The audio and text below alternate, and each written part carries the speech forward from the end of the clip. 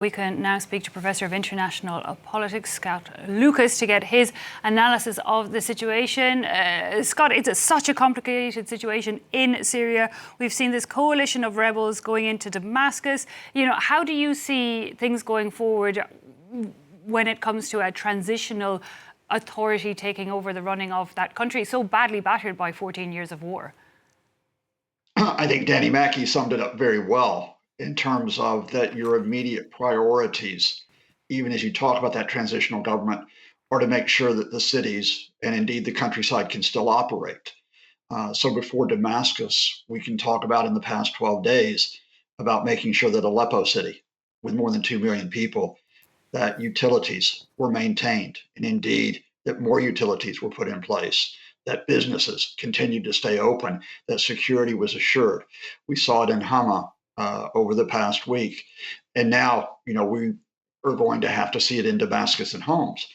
And in the first 24 hours after the departure of Assad, what you did see was Hayat Tahrir al-Sham and the other groups, because although HTS is in the lead, it is a coalition.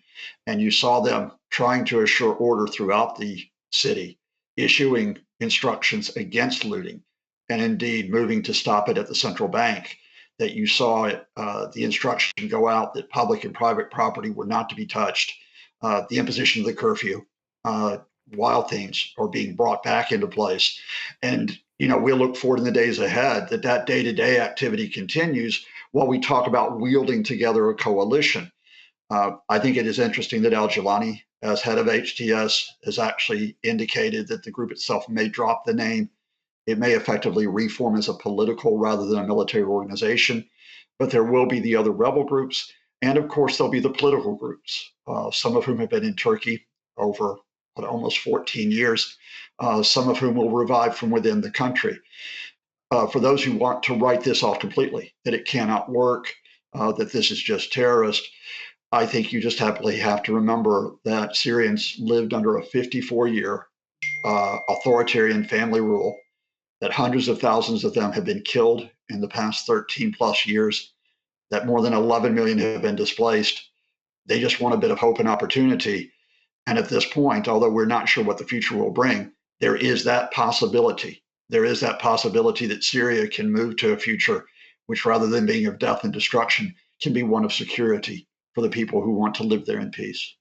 And looking at the international situation, the leader of HTS itself, deemed a terrorist organization, but by so many international countries, there's a lot of sanctions on Syria. It will need to rebuild. Should HTS stay on as one of the leaders in the forthcoming authority, how will that play out, do you think, internationally? Well, al-Jilani's message is quite clear already. When you give your first major interview, even before Assad's departure, and it goes to the U.S. outlet CNN, you can see who he's appealing to. HTS, as you noted in your introduction, did break from al-Qaeda in 2016, did so largely because al-Qaeda was considered as a foreign organization. Al-Jilani and HTS want to present themselves as Syrians. They have committed abuses of power in the Northwest, where they've ruled for years. That has brought, however, local protest, not just by other groups, rebel groups, but by the population itself. The question is whether al-Jilani, as he reaches out internationally, has learned from that. But I do think that if we see the restoration of order in Syria, I think if we see respect for all Syrians, including minorities, that you will see a negotiation begin to not only take HTF off the terrorist list in the U.S., but also negotiations to begin on the lifting of sanctions, the U.S.-led sanctions that have been in place, since 2011. Okay, I'm getting the impression that there's hope there, a real element of hope in what you're telling me for Syria. But let's look also at the regional impact of what we've seen in Syria, the impact on Turkey. We're hearing of new fighting with Kurdish forces in the north there. I'm also thinking of the impact on Lebanon, Hezbollah, and indeed Russia. I think the immediate question is going to be whether you're going to see the Turkish-backed rebel groups in open conflict with the U.S.-backed Kurdish-led groups, including the Syrian Democratic Forces. I think we're in a position right now where I wouldn't say a deal's being cut, but I think there are maneuvers where the Turkish-backed rebels will probably reclaim positions in Aleppo province, such as the city of Manbij, but that the northeast, that autonomous area that the Kurds have ruled for years, that at this point it will remain, especially as long as U.S. forces are there to protect them. I think the real uncertainty about the rebels versus Kurds question comes in January when Donald Trump comes into office, and whether he, as he has done in the past, threatens to withdraw the U.S. forces and indeed greenlights Erdogan to attack that area, which he did in 2019.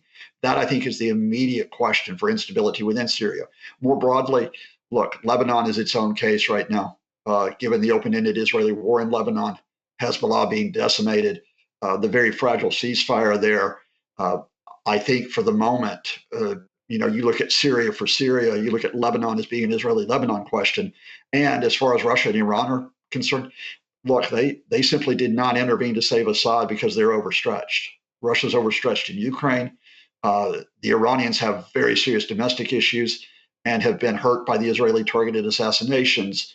And I think for now, Russia and Iran are going to have to regroup and decide whether or not they're going to intervene again in Syria, or at least this time, support stability rather than destruction. Okay, Professor Scott Lucas, thanks so much for joining us here on France 24. Your expertise, much appreciated. Thank you.